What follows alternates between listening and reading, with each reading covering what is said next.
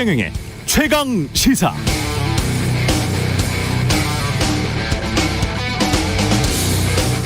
저는 임차인입니다 라는 국회 연설을 했으나 사실은 임대인이기도 했던 윤희숙 의원이 어제 국회의원직을 스스로 사퇴하겠다고 밝혔습니다. 그는 문재인 정부의 임대차 3법을 질타하고 서민을 걱정하면서 저에게 든 생각은 4년 있다가 꼼짝없이 월세로 들어가게 되는구나 하는 생각이었습니다. 이제 더 이상 전세는 없겠구나. 그게 제 개인의 고민입니다. 이렇게 국회에서 말했죠. 그런데 윤 의원 본인은 돈 때문에 고민할 필요는 없을 것 같습니다. 윤 의원 부친이 세종시에 가지고 있는 땅 1만 제곱미터, 권익위 조사 때 주소지를 서울 동대문구에서 세종시로 잠깐 옮겨서 농지법 위반 혐의를 피해보려고 했던 것 같은 그 땅의 가치가 10억 원짜리 서울 아파트 최소 몇 채는 될 수 있을 것 같습니다. 최근 수년 동안 세종시 땅값 상승률은 전국 1위를 기록해왔고 올 1분기 땅값 상승률도 전국 최고. 세종시 전우면 신방리 부친이 산 땅은 게다가 이미 수년 전부터 각종 호재가 넘쳐났던 지역입니다. 윤희숙 의원의 부친이 이곳에 땅을 산 것은 2016년 5년 전이었죠. 시세 차익이 어느 정도인지, 평가 차익이 어느 정도인지, 부친은 그 땅을 왜 샀는지, 권익위 조사 때는 왜 부친이 주소 이전을 한 것인지에 대한 윤 의원 본인의 제대로 된 해명이 아직 필요합니다. 의원직 사퇴하고 나중에 또 정치하려고 한다면 더욱더 그렇습니다.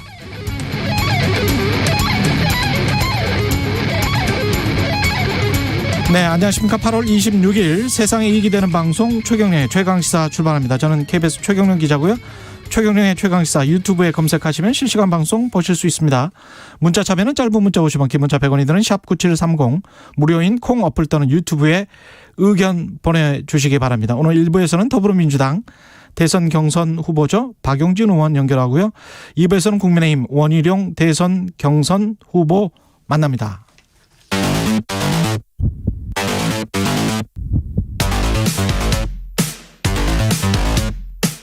오늘 아침 가장 뜨거운 뉴스 언박싱. 자, 뉴스 언박싱 시작합니다. 민동기 기자, 김민아 평론가 나와 있습니다. 안녕하십니까? 안녕하십니까? 예, 한국을 도운 아프가니스탄인 391명이 오늘 도착합니까? 오늘 예. 국내에 도착합니다. 아프간 현지인 협력자들은 상당수가 의사, 간호사, IT 전문가, 통역사 등인데요. 짧게는 1, 2년 그리고 길게는 7, 8년 동안 우리 정부와 함께 활동을 해왔습니다. 오늘 입국하는 그 대상자 가운데는요. 예? 영유아 한 100여 명도 포함이 되어 있습니다. 100명? 네. 예. 이들은 난민이 아니라 특별 공로자 자격으로 국내에 들어오게 되는데요. 지금 일각에서는 이들 가운데 테러 관련자가 섞여 있을 수 있다, 이런 우려를 하기도 하는데 예? 정부 입장은 입국자들은 채용 당시부터 여러 차례 신원 확인을 했고 오랜 기간 문제없이 성실하게 일한 사람들이다, 이렇게 설명을 하고 있습니다. 그런 설명이 나오는 것도 이 난민 수용 문제에 대한 여론의 어떤 여러 가지 반응이나 이런 것들을 상당히 이제 신경 쓰고 있다라는 거를 보여주는 그런 대목인데, 예. 지금 이분들이 들어오면 일단 지금 말씀하신 대로 국내에 한동안은 있어야 되는 상황이지 않습니까? 충북 진천에 그래서 수용을 하는 것인데, 이분들이 그러면 아프가니스탄에 언제 들어갈 수 있는 거냐? 그거 지금 장담할 수 없는 거죠. 예. 그러면 국내에 장기 체류를 해야 되는데, 지금 일단 단기 비자로 들어와 있는 상황이지만 만약에 이제 본인이 원하고 하는 여러 가지 맥락이 있으면 단기 체류가 가능한 비자로 일괄 전환할 수도 있다는 얘기가 나오거든요. 그리고 지금 이분들에게 주어진 지위도 이제 난민이 아니고 특별 공로자다, 이렇게 얘기를 하고 있기 때문에 예. 결국 이제 이 맥락 속에서 정부가 하고 싶은 어떤 강조하고 싶은 맥락은 결국 이분들은 지금 난민이 아니다라는 거예요. 그리고 난민 인정이나 이런 것들은 또 심사를 거쳐야 되고 여러 가지 이제 과정이 있어야 되고 거기에 대한 지원이나 이런 것들도 이런 심사를 거친 대상에 대해서 하는 것이기 때문에 예. 이 난민 논란하고는 관계가 없다. 이걸 정부는 굉장히 강조를 하고 싶은 상황인 것 같습니다. 어디에 지금 거주를 하게 된다고요? 일단 한국 국가공무원 인재개발원이라고요. 충북 진천에 있는. 네. 예. 이곳이 이제 이번이 처음이 아닌 게 예. 그 코로나19가 처음에 이제 유행을 하기 시작했을 때 중국 우한에 있는 교민들이 들어오지 않았습니까? 예. 그때 이제 그 교민들이 여기서 머물렀던 그런 장소였고 당시에 이제 그 진천 지역 주민들은 이건 좀 중간에서 의사수용이라든가 주민들의 의견을 묻지 않았다라면서 굉장히 반발을 했는데요.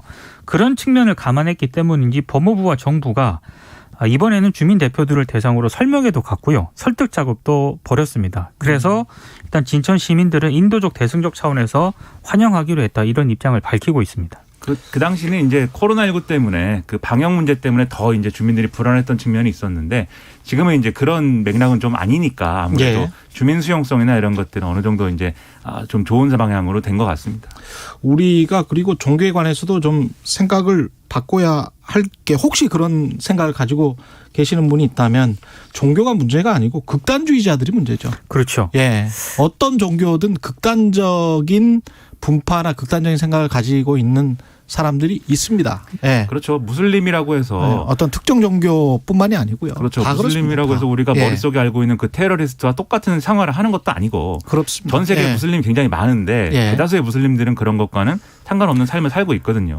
그리고 이제 난민 문제에 대해서 또 우리가 이제 낸 세금으로 왜 이런 사람들을 뭐 이렇게 좀 도와줘야 하느냐 뭐 이런 생각 가진 분들도 있을 텐데 앞서 말씀드렸듯이 분명히 이제 우리의 국익에 기여를 한 그런 부분들이 있는 분들이고 거기다가 우리가 난민으로 이 일반적인 절차에서 난민으로 인정을 하는 비율도 굉장히 적고요. 예. 그리고 그 난민들에 대해서 지원하는 액수나 이런 것들도 별로 그렇게 크지 않습니다. 오히려 우리는 난민에 대해서 굉장히 박한 국가예요. 냉정하게 얘기해서. 우리가 뭐 사실 한국 전쟁 때부터 다른 나라 도움을 많이 받아왔잖아요. 그렇죠. 예. 그런 거 저런 거 생각을 한다면 이번에 예. 외교사적으로 크게 평가를 해야 될 대목은 있는데 예. 이제부터 시작인 것 같아요. 그렇습니다. 예. 예.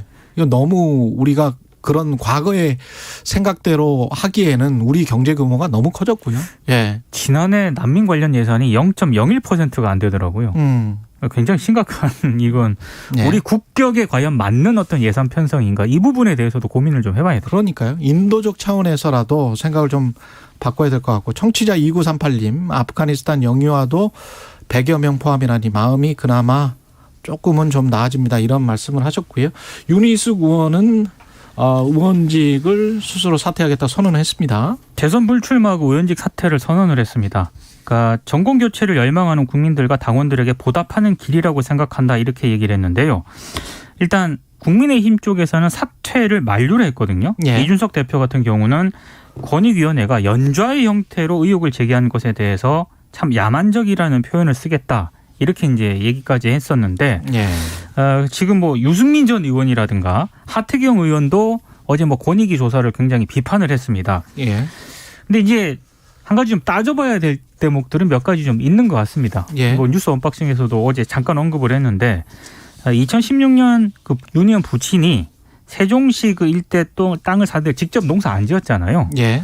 그리고 서울에서 세종시로 주소지를 옮긴 시점도 권익위 현지 조사할 때 시점 그렇죠. 옮겼고 여기에 예. 대해서 이제 일단 해명을 할 필요가 있는 것 같고 더더군다나 세종스마트 국가산업단지가 들어설 예정지하고 굉장히 인접한 곳입니다. 산업단지 바로 옆이더라고요. 그렇습니다. 예. 그리고 더 문제인 것은 산업단지 후보지로 선정되는 과정에서 현장 실사라든가 예비 타당성 조사를 윤희숙 의원이 근무했던 KDI가 담당을 했거든요. 그때 윤희숙 의원은 KDI 연구원이었고요. 그렇습니다. 예. 그러니까 이런 부분들에 대해서 윤 의원이 뭐 사퇴라든가 이런 것도 다 좋은데 예. 성실하게 해명을 먼저 해야 된다라는 지적이 나오고 있습니다. 그러니까 지금 말씀하신 것처럼 부친이 직접 농사를 짓지 않았다라는 대목은 지금 이제 그런 것들이 가능한 제도들이 있기 때문에 그 부분만 가지고는 얘기할 수가 없어요. 그 부분은 이제 해명될 수 있는 부분이 있다고 보지만 나머지 이게 결국 그래서 본인이 농사를 짓든 안 지었든 이 토지의 획득 목적이 뭐였냐 그리고 예. 그 과정이 어떻게 됐던 거였냐 이런 것들은 성실하게 규명이 돼야 될 문제가 있는데 이거를 뭐 사퇴를 해서 더 이상 이제 규명할 수 없게 만들어 버리려고 했다면 그건 이제 올바른 판단이 아닌 것 같고요. 그리고 그런 이제 세세한 어떤 디테일을 다 떠나서 지금 윤희숙 의원이 이 의원직 사퇴 명분으로 지금 얘기를 하고 있는 게 정권 교체라는 싸움에 뭐 이렇게 도움이 안 되는 측면이어서 내가 사퇴한다 이렇게 얘기한 거 아니겠습니까? 예. 근데 국회의원직이라는 건 나름대로 우리가 정치인들을 미워하지만 나름대로 신성한 것입니다. 그러한 이제 정략적인 이유로 사퇴를 정치인들 미워하세요? 최경영 기자는 좀 미워하지 않나요? 제가 평소에 미워하지 않는가 이런 생각을 하면서 마음속으로 예. 최강 많은 시사는 정치인을 미워하지 않습니다. 예. 네, 정치인 사랑하니까 매일 예. 인터뷰하고 있죠. 정치를 사랑하는 최강 시사입니다. 예. 근데 아무튼 그런 이제 정략적인 이유로 사퇴를 했다는 거에 대해서는 전 좋은 정치라고 생각하지 않는데 다만 이게 정치라는 게 수라는 측면이 있지 않습니까? 수? 어떤 예. 수를 내는 거? 예. 수에 있어서는 나름 이게 묘수인 부분이 있는 것 같아요. 맞습니다. 그러니까 예. 이게 윤희숙이 이준석을 살렸다 이렇게 볼 수도 있는 게 어제 보도가 나왔을 때만 해도 이준석 대표가 이 권익위 조사가 뭔가 불공정하고 나쁘다 이렇게 주장을 했잖아요. 어제도 그랬죠? 그제도 예. 그때는 좀 궁색해 보였습니다. 그리고 분명히 민주당보다 더 엄중한 조치를 취한다고 했는데 예. 왜 그거밖에 안 했느냐라는 비판이 있는 상황에서 할 말이 사실 좀 부족했거든요. 그리고 근데- 이 연자의 형태로 이 말도 예. 사실은 장관 후보자 청문회 때 이게 다 연자의 그렇습니다. 그렇죠. 형태로 배우자랄지 부친이랄지 뭐 그렇죠. 땅이랄지 농지랄지 다 그렇게 지금 청문회 했던 거 아닙니까? 그렇죠. 그렇게 예. 따질 대목도 있고 여러 가지로 예. 무리한 이제 상황인데 예. 그런데 윤희숙 의원이 이런 방식으로 사퇴다 이렇게 던져버리니까 사실 이준석 대표가 주장했던 권익위의 불공정 뭐 이런 거에 대해서 뭔가 전선이 이제 형성이 돼 버리는 거죠. 그래가지고 국민의힘이 할 말이 늘어났다는 측면이 분명히 있는 것 같고 그다음에 이렇게 되면은 지금 이 이준석 대표로서는 탈당 권유를 했는데 탈당 요구를 했는데 의원들한테 예. 다들 탈당하기 싫다는 분위기거든요. 사실 내부의 어떤 분위기를 보면은. 그렇죠. 그런데 윤희숙 의원이 이렇게 해버리면은 아예 사퇴를 하겠다. 뭐 이렇게 네. 나오니까. 그러면 나머지 사람들은 어떻게 합니까? 그래서 예. 탈당이라도 해야지. 그렇죠. 그래서 언론 통해서는 예. 너무 윤희숙 의원이 이기적이다. 뭐 이런 얘기도 해요. 자기만 살려고 했다. 그리고 세 번째로 이 사퇴를 한다고 하면은 결국 이 사직안을 국회에서 처리를 해야 되는데 처리를 해야 되는데. 결국 다수당은 여당이란 말이죠. 그렇죠. 여당이 사직안을 그러면 이제 처리하느냐 마느냐를 여당 손에 이제 좀 칼자루가 쥐어진 상황인데 공이 그쪽으로 넘어가 버렸네요. 그렇죠. 처리를 네. 하기도 뭐하고 안 하기도 뭐하지 않습니까? 명분이 있어야 네, 되니까. 고수예요. 초선이지만 고수입니다. 예. 참고로 20대 국회에서 더불어민주당 손혜원 민병두 의원도 사퇴 의사를 밝혔거든요. 임기 끝까지 지켰습니다. 그리고 역사에 이런 이유로 사퇴한다고 해서 사퇴가 예. 된 적이 없어요. 국회의원이. 근데 관련된 사실은 다시 한번 해명을 좀 해야 될 것 같아요. 네. 그렇죠. 이 부분은 그냥 어물쩍 넘어갈 사안은 아닌 것 같습니다. 예, 어제 국민의힘 비전 발표회가 있었습니다. 비전 발표회, 정견 발표회죠. 이게. 네. 예. 정견 비전 발표인데요. 예. 정말로 좀 밋밋하더라고요 보니까. 예. 뭐 예상은 했습니다만 정말 밋밋했고 그리고 어제 그 또 윤희숙 의원의 또 부동산 의혹으로 발표회 3시간 전에 연직 사퇴하고 대선 경선 포기를 선언을 했거든요. 그러니까 더 이제 분위기가 좀 약간 좀 밋밋했는데요. 그 의원들도 그런 이야기를 했죠. 실제로 7분씩밖에 발표를 못 하다 보니까 예. 끝나고 나서 대표적으로 이제 홍준표 의원이 굉장히 좀 독소를 쏟아냈습니다. 이게 무슨 발표회인지 초등학교 학예 발표회처럼 느껴진다 이렇게 얘기를 했고 유승민 전 의원도 이건 굉장히 좀 싱겁다 이렇게 비판을 했고요. 되게 대부분 또 이게 어제 좀 제가 봤을 때 좀 안 좋았던 그런 풍경 가운데 하나인데 자기가 발표를 하지 않습니까? 예, 그렇죠. 끝나고 난 뒤에 다른 후보들 얘기를 안 듣고 그냥 나가더라고요. 그냥 가버렸어요? 자리를 떴어요. 그래서 맨 마지막 주자가 유승민 전 의원이었는데 예. 유승민 전 의원이 이렇게 얘기를 했습니다. 의리 없이 가신 분들이 계시지만 끝까지 앉아있는 후보들에게 감사드린다. 근데 끝까지 누가 앉아 있었느냐를 두고 제가 보니까 예. 경향신문하고 동아일보가 약간 보도가 엇갈립니다. 예. 경향신문 같은 경우에는 황교안 전 총리, 하태경 의원, 박찬주 전 육군대장 3명이다. 3명 앉아 이렇게 있었다. 보도를 했는데 동아일보는 1명 더 있다. 네. 최재형 전 감사원장도 끝까지 있었다. 4명이다. 4명이다 이렇게 보도를 예. 하고 있습니다. 그러니까 이게 애초에는 분명히 이제 토론을 하기로 의견을 모았던 거잖아요. 그런데 이게 결국 축소가 돼가지고 비전 발표가 됐는데 이 형식에 대해서는 지금 말씀하신 대로 홍준표 의원이라든지 유승민 전 의원 등의 이 토론에 내가 강점이 있다라고 생각하는 사람들은 다 불평을 하는 것 같아요. 근데 이 불만의 그럼 최종 종착지는 뭐냐? 누구 때문에 이 토론회를 해야 될 것이 비전 발표가 됐느냐를 따지면 결국 윤석열 전 총장이거든요. 결국 이 형식에 대한 불만도 윤석열 전 총장 견제 논리 이렇게 갈 것 같고 앞에서 얘기했던 이제 이 권익위의 이제 조사 결과 이런 것들도 사실 여기에 해당하는 의원 중에 상당수가 윤석열 캠프에 포함돼 있다. 이 부분이 또 쟁점이지 않습니까? 여기에 연관돼서 대선 후보들도 지금 이 부동산 거래 검증을 다 받아보자. 홍준표 의원이 이렇게 얘기하고 있기 때문에 예. 이 비전 발표에도 그렇고 부동산 이 권익위 조사도 그렇고 윤석열 전 총장을 중심에 놓고 암수가 막 이렇게 오가고 있는 그런 상황인 거죠. 예. 근데 부동산 검증을 받아보자 그거는 당연한 것 같아요. 그렇습니다. 예, 그렇습니다. 그거는 네. 뭐 국회의원들도 다 하는데 대선 후보들은 당연히 해야 될 것 같고요. 언론중재법 관련해서는 뭐 언론 단체들뿐만이 아니고 여당 내에서도 지금 우려가 나오고 있습니다. 신중론이 나오고 있고요. 예. 일단 30일 본회의에서 처리하기로 했는데 왜 연기가 됐냐면은 국회법을 보면은요. 법안이 상임위 통과한 지 하루가 지나야 본회의 상정이 가능하도록 되어 있거든요. 예. 이걸 이제 국민의힘 쪽에서 문제 제기를 했고 박병석 국회의장이 이걸 받아들였습니다. 근데 본회의에서 이제 30일 처리할 예정입니다만 예. 여야의 입장이 변하지는 않고 있습니다. 나흘 남았는데 좀 생각을 달리했으면 좋을 것 같아요. 이게 지금 계속 수정되면서 왜 수정되는지도 모르겠어요. 그렇죠. 예. 이 애초에 그동안 상임위 논의를 이 문체위원회를 거치면서 예. 여러 가지 언론 단체들이나 야당의 우려사항 이런 것들이 있어서 이른바 독소조항 뭐 이렇게 불리는 것에 대해서 좀 완화했다. 이게 여당의 설명이었습니다. 그렇죠. 근데 어제 법사위를 거치면서 예. 이 좀 완화했다라고 주장한 조항들을 다시 선봐가지고 완화된 것은 너무 이제 이 법안의 효력을 너무 이제 없는 것으로 만들기 때문에 그 완화된 것들을 다시 원래대로 되돌리자 뭐 이런 부분들이 또 막 있거든요. 예. 그래 독소조항에 대해서 이 완화했다고 하는 것도 독소조항이 없어진 건 아니니까 그것도 문제다 이렇게 얘기하고 있는데 오히려 그것도 완화한 게 문제다라고 하면서 되살려놨기 때문에 예. 비판이 뭐 좀 비판을 이게 현실을 감안해 가지고 이 법의 어떤 취지를 살리자라고 하는 목소리도 사실은 그 설 자리가 사실은 줄어들고 있는 뭐 그런 국면으로 계속 가고 있습니다. 이게 두 가지 층위로 나눠볼 수 있을 것 같은데요. 그러니까 법으로 나쁜 뉴스를 없앨 수 있다라는 생각하고 법으로 좋은 뉴스를 배양시킬 수 있다는 생각이 있는데 법으로 좋은 뉴스를 배양시킬 수는 있어요. 그거는 민주주의 발전에 굉장히 좋습니다. 그리고 한목적적이죠. 근데 법으로 나쁜 뉴스를 없앨 수 있다는 생각은 그것 자체가 한 번도 역사적으로 그렇게 된 적이 없어요. 이 징벌적 손배제를 한 제가 푸드라이온하고 ABC 사건 같은 경우에 400만 불 정도 소송이 들어왔었거든요. 네. 그 대형 마트였는데 미국입니까? 미국에 똑같은 징벌적 손배제가 있어요. 외신의 얘기입니다. 이것은. 외신이 아니고 역사적인 사건입니다. 90년대 중반에. 아니, 미국이라고 그러죠. 예. 그런데 그 얼마 받았냐? 결국 2불 받았어요. 2불. 위장 취업했고요. 네. 굉장히 범법도 많고 몰래카메라도 썼고 뭐 여러 가지도 있었죠.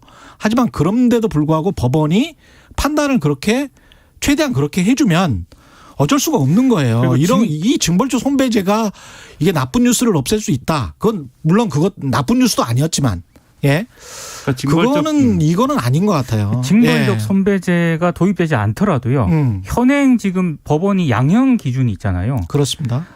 500만 원 이하가 거의 대부분입니다. 그렇습니다. 징벌적 손배제가 도입이 되더라도 과연 법원이 이런 관행을 깰 것인가? 저는 가능성 낮게 보고 그리고 혹시 뭐 2천만 원, 3천만 원 간다고 하더라도 그게 대형 언론사한테는 별로 큰 지장이 없고요.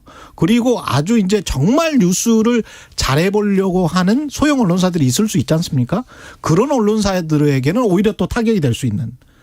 그런 언론사들은 또 그리고 우리가 탐사 보도를 굉장히 많이 하는 것 같지만 한국 언론 탐사 보도 거의 안 해요. 뉴스타파 등이 하고 있죠. 예, 거의 안 합니다. 그래서 기자가 했습니다. 나쁜 뉴스는 대개 이제 베끼기 뉴스고 뭐 이런 것들인데 이런 것들을 이런 법으로 바꿀 수 있다라고 생각하는 것 자체가 정말 넌센스입니다. 그러니까 여당의 넌센스. 명분상으로는 이게 뭐 모든 이 나쁜 뉴스라고 하는 게 악의에 의해서 뭐 나온 건 아닐 수 있다. 이 점을 인정하고는 있지만 질 낮은 뉴스죠. 나쁜 그렇죠. 뉴스라는 게. 네.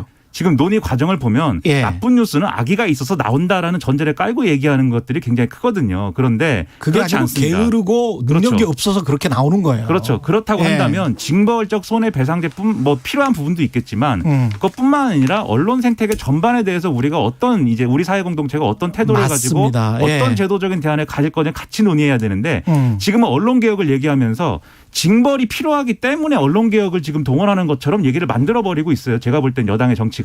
예. 그래서 그 함정에 왜 스스로 걸어 들어가고 있는지 그 결과에 대해서 상당히 유감입니다. 참 이해하기가 힘듭니다. 뉴스 언박싱 민동기 기자 김민하 평론가였습니다. 고맙습니다. 고맙습니다. KBS 1라디오 최경영의 최강시사 듣고 계신 지금 시각 7시 39분입니다. 날씨 정보입니다. 오늘 수도권과 영서 지역으로 낮 동안 5에서 20mm 정도의 비가 내리겠고요. 조금 후텁지근해지겠습니다.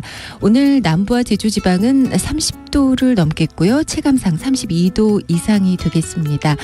오늘 전방적으로 중부지방은 날이 흐리겠습니다. 남부지방 가끔 구름이 많이 끼겠고 낮 최고 기온은 서울이 28도, 대전 29도, 강릉 30도, 전주 31도 등 28도에서 33도의 분포를 보이겠습니다. 어제와는 어제와는 달리 바람은 잠잠하겠습니다. 내일은 흐린 가운데 수도권과 충남 서해안 전남권의 새벽에 비가 시작이 돼서 낮부터 전국으로 확대될 텐데요. 중부지방은 내일 밤에 비가 모두 그치겠습니다.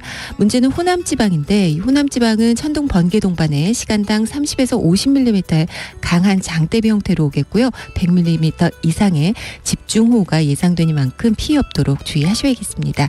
충남과 호남 30에서 100mm 정도 예상되고 경기 남부 등 그 밖의 지방 5에서 50mm 정도 오겠습니다. 지금 서울의 기온은 24.7도입니다. 날씨 정보였고요. 다음은 이 시각 교통 상황 알아보겠습니다. KBS 교통정보센터의 정현정 씨입니다. 네, 이 시각 교통정보입니다. 오늘은 빗길로 인한 어려움은 없지만 호남 등 남부권 곳곳에 안개 구간이 있어서 전방주시와 감소군행에 각별히 신경을 써주셔야겠습니다. 또 주요 고속도로 위로 출근 교통량 빠르게 늘고 있는데요. 경부고속도로 부산 쪽으로 잠원에서 서초까지와 신갈에서 수원, 오산에서 남사 쪽으로 답답하고요. 영동고속도로 강릉 방향은 서창에서 월곶, 또 신갈 분기점에서 각각 더딘 흐름 이어지고 있습니다. 제2경인고속도로 성남 쪽은 안현 분기점에서 주춤하고요. 반대 인천 쪽으로는 남동과 인천 시점에서 각각 정체입니다. 지금까지 KBS 교통정보센터였습니다. 오늘 하루 이슈의 중심. 당신의 아침을 책임지는 직격 인터뷰. 여러분은 지금 KBS 1라디오 최경영의 최강시사와 함께하고 계십니다. 네, 오늘 1부에서는 대구 경남 지역을 돌면서 지역 민심 살피고 온 더불어민주당 박용진 대선 경선 예비후보 만나보겠습니다. 안녕하세요. 예, 안녕하세요. 박용진입니다. 예, 그 대구 경남 지역 이렇게 돌고 오셨다고 하는데 어떻습니까? 예. 그쪽 민심은?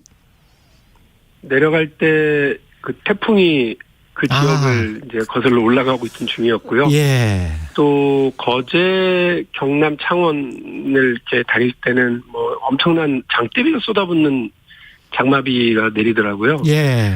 민심도 만만치 않더라고요. 민주당에 대해서 그 지역이 특히 경남 같은 경우는 뭐 상당히 민주당한테 지난 지방선거에 많은 지지를 보내주고 그랬는데. 그랬죠.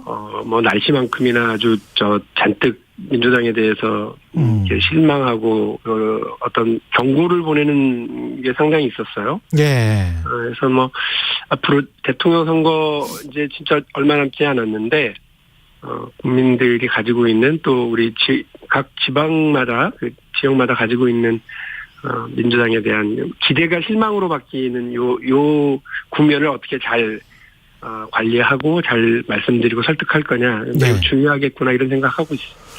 당장 지금 저 현안으로 대두된 게 언론중재법이 지금 국회 본회의 앞두고 있으니까요.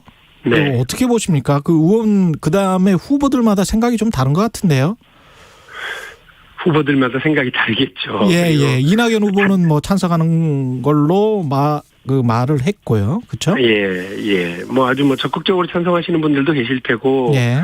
또 이제 뭐 그 반반 정도이신 분들도 계실 텐데 예. 저는 뭐 처음부터 이 법의 도입 취지 뜻은 이제 공감한다. 그런데 우리가 바라는 대로 그 원래 그 취지대로 법의 개정 결과가 나올지에 대한 우려는 있는 거죠. 우리가 늘 새를 향해서 부메랑을 던지지만 그 부메랑이 돌아와서 예. 오히려 그 우리를 때리는 부메랑의 개혁의 부메랑 효과 이런 게 있지 않습니까? 예. 그래서 도입 취지, 법 개정의 취지는 상당히 좋았는데 그 취지대로 제도 개선의 결과가 나타나지 않을 당황스러운 경우들을 우리가 여러 차례 봤는데요.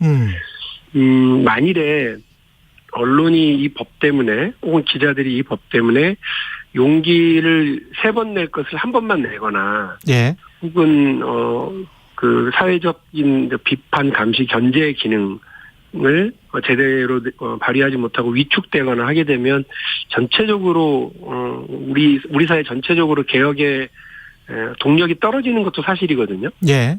그런 면들을 좀 살펴서 법안 처리가 좀 됐으면 했는데 상임위에서 그나마 조금 많이 덜어내고 또 뭐 법사위에서도 일정하게 수정이 있었다고는 들었습니다. 그런데 여전히 이 법이 가지고 있는 우려점들이 남아 있는 것으로 이렇게 평가가 되고 있어서요. 예. 이제 시간이 많지는 않지만 조금 더 확보가 됐으니까 정치는 어쨌든 마지막까지 서로 협의하고 논의하고 사회적 합의를 만들어내는 과정이어야 된다고 생각합니다. 그렇게 노력을 우리 민주당의 지도부가 해주시기를 기대하겠습니다. 그 분위기는 어떤가요? 그냥 통과시키는 분위기입니까? 아니면 좀 더 수기를 하자는 목소리가 좀 커지고 있습니까? 어떻게 보세요? 저도 경선 국면에 정신이 없어서 우리 동료 의원들의 말씀을 따로 다 듣거나 이러는 시간은 없었습니다. 그런데 네. 일단 조홍천 의원, 이용우 의원, 또 오기영 의원 등이 예. 저와 비슷한 우려의 말씀들을 이제 하신 걸로 언론을 통해서 저도 들었고요. 예. 또 당의 언론이신 우리 유인태 의원께서 전 의원께서도 예. 이제 그런 우려의 말씀을 하셨거든요. 그랬죠. 예.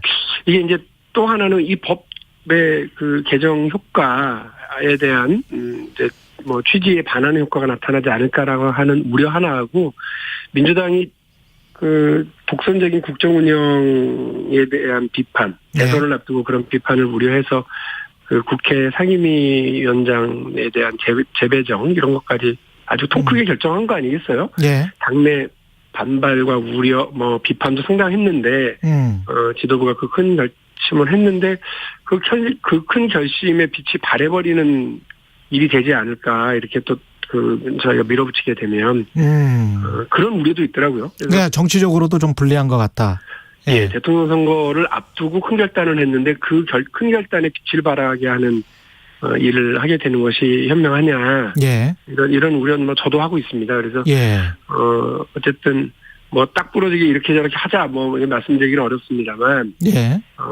그 지도부가 조금 더 이런 면에서, 국민들과 야당, 이렇게 설득하는 우려를 좀 불식시키는 과정은 필요하지 않겠나 싶습니다. 예.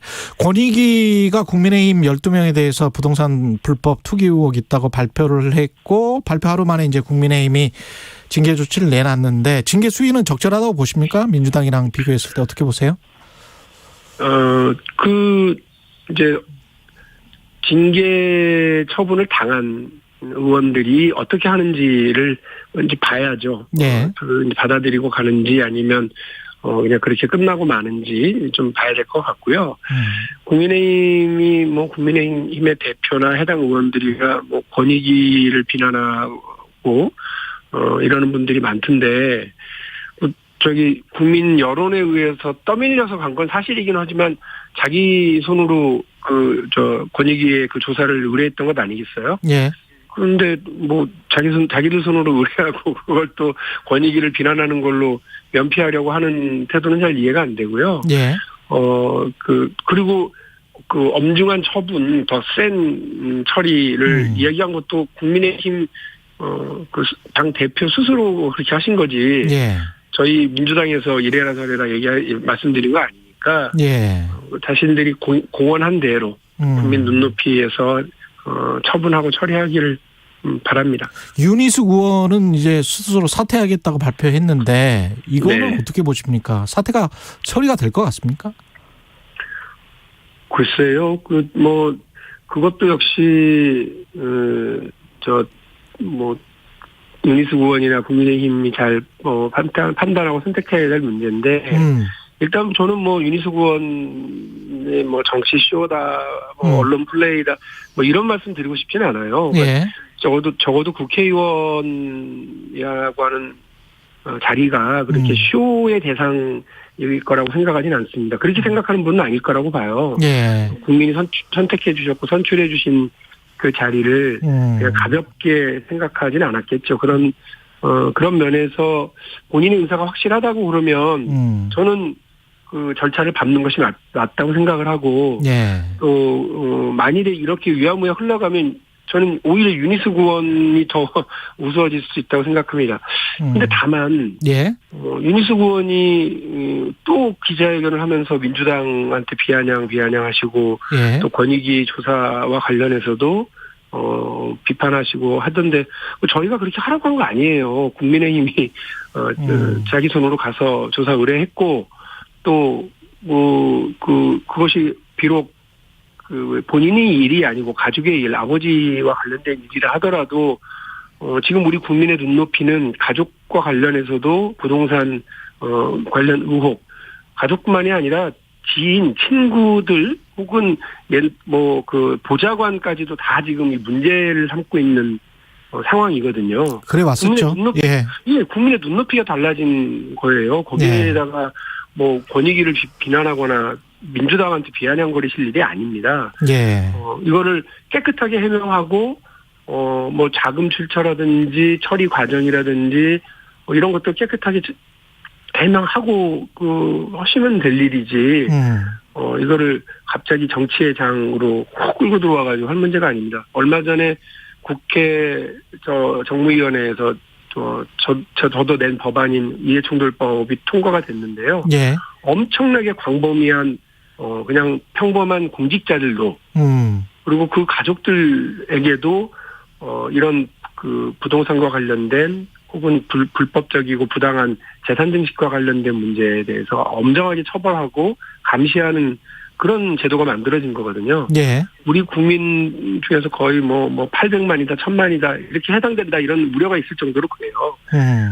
윤희숙 의원이 지금 이런 상황을 제대로 인지하지 못한 채로 본인의 억울함만 그리고 여당에 대한 비난과 그 비아냥만 늘어놓으신다면 오히려 저는 더 무책임한 태도가 될 수밖에 없을 거다 이런 말씀드립니다. 그 후보님 지금 지난번에 법인세, 소득세, 감세 그 이야기는 최근에 최강 시사에서 하셨고 공무원연금과 국민연금 통합하겠다는 공약은 최근에 하신 거잖아요, 그죠? 이건 무슨 내용입니까?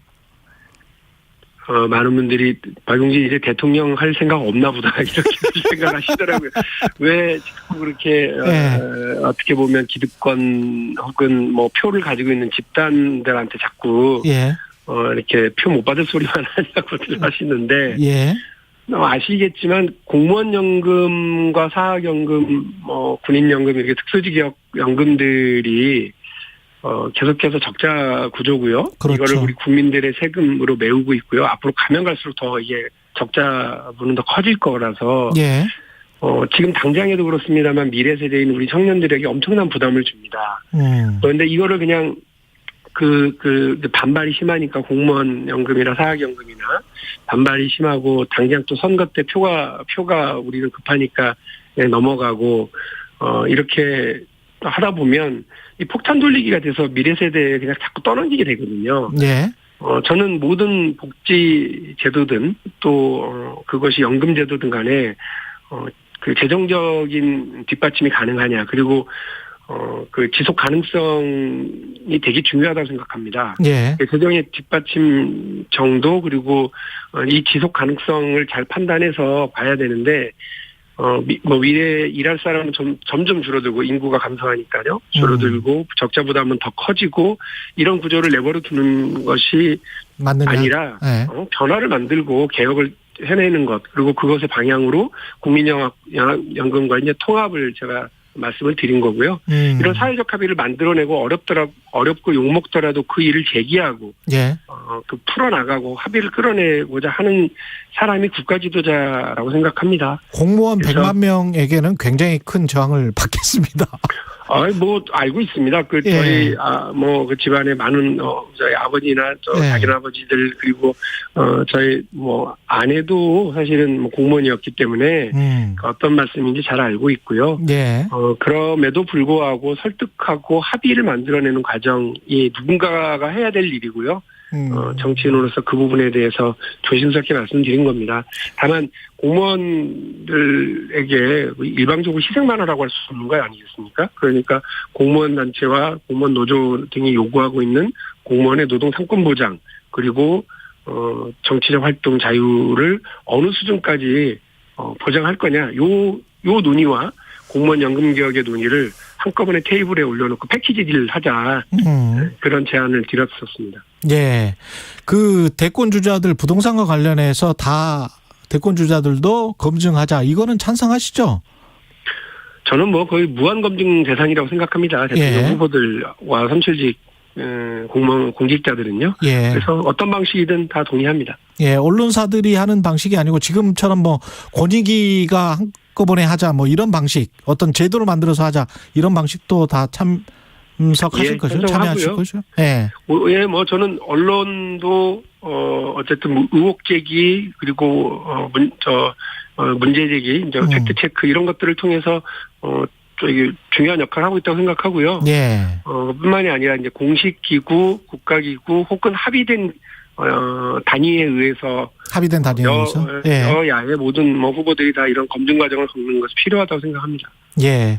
근데 지지율은 지금 좀 상당히 답보 상태인데 마지막으로 어떻게 생각하시는지. 네. 예.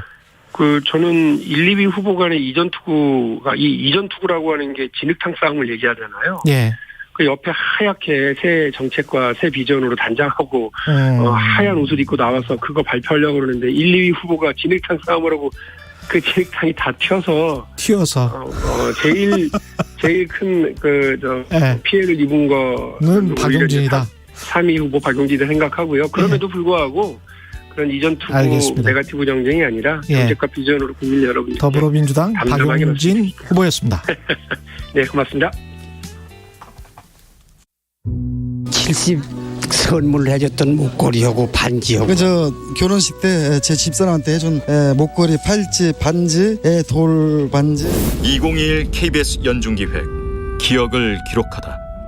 1998년에 전 국민을 위한 금모으기 금이 이제 턱없이 부족하니까 8시간 생방송 금을 모읍시다 그런 거 캠페인 방송을 했는데 무주 구천동에 아주 산간 오지에 사시는 어떤 할머니신데 이분이 시집 올 때 금가락지 하나를 가져오셨는데 거기서 걸어서 전주방송국까지 가져와서 그 접수시킨 너도 나도 우리 애들이 3명인데 돌반지 그때 15개인가를 나도 그 금모으기 현장에 내놨지. 그 아주 뭐든지 있으면 갖다 한 푼이라도 보탬이 되기 위해서 조금이나마 좀 동참하고 싶어서. 제 입장이 중요한 게 아니고 일단 나라를 살려야 되니까. 그 어느 나라에서도 있을 수 없는 우리 국민들만 가지고 있는 그런 그 자랑스러운 국민성을 가지고 있다는 것을 그때 느꼈고요. 할 일을 제대로 잘했다는 것을 지금까지 뿌듯하게 생각하고 있죠. 1998년 금모으기 캠페인 방송을 진행했던 전 KBS 아나운서 박용호 씨는 기억합니다. 2001년 8월 23일 우리는 약 4년여의 IMF 관리 체제에서 드디어 벗어날 수 있었습니다. 세상에 유례없는 사례를 만들어낸 건 누구나 힘들었던 그 시기 자신보다 더 힘든 누군가를 위해서 기꺼이 손을 내밀었던 국민이 있었기 때문입니다.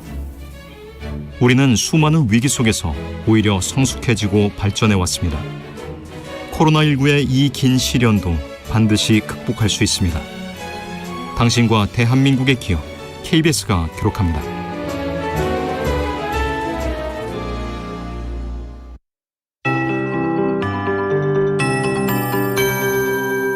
KBS 58분 날씨. 이번 월요일에 처서였습니다. 더위가 멈춘다는 절기였는데요. 제주도에는 오늘 10시를 기해 폭염주의보가 내려지면서 남부와 제주지방은 30도 이상의 낮 기온을 보이며 약간 후텁지근하겠습니다. 체감상 32도 이상으로 오르는 곳도 있겠습니다. 현재 서해안 쪽과 충청 이남에 위치한 공항에서는 운항에 차질을 빚을 수 있어서 운항 정보 확인하시는 게 좋겠습니다. 새벽에 한때 100에서 200m 안팎까지 가시거리가 좁혀진 곳도 있었고요. 9시 이후에는 점차 거치겠습니다. 이 밤사이 내린 비로 대기가 습한 데다가 지표면 부근에 기온이 떨어지면서 충청 이남 지방의 안개가 아직도 껴 있습니다. 오늘 전반적으로 중부지방 흐리겠고요. 남부지방에 가끔 구름이 많이 끼겠습니다. 북쪽에서 기압골이 다가오면서 수도권과 영서지방으로 낮 동안 비가 다소 오겠고 또 이후에도 빗방울이 조금 떨어질 수 있겠습니다. 비의 양은 5에서 20mm가량입니다. 내일은 흐린 가운데 수도권과 충남 서해안, 전남권은 새벽에 비가 시작돼 낮부터 전국으로 확 확대되겠습니다. 중부지방은 밤에 그치겠고요.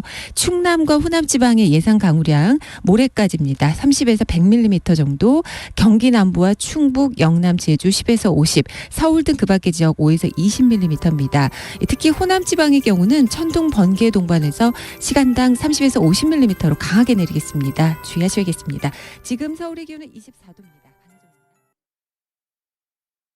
정성을 다하는 국민의 방송 KBS가 8시를 알려드립니다. AM 711kHz, FM 97.3MHz, KBS 1라디오입니다. HLKA.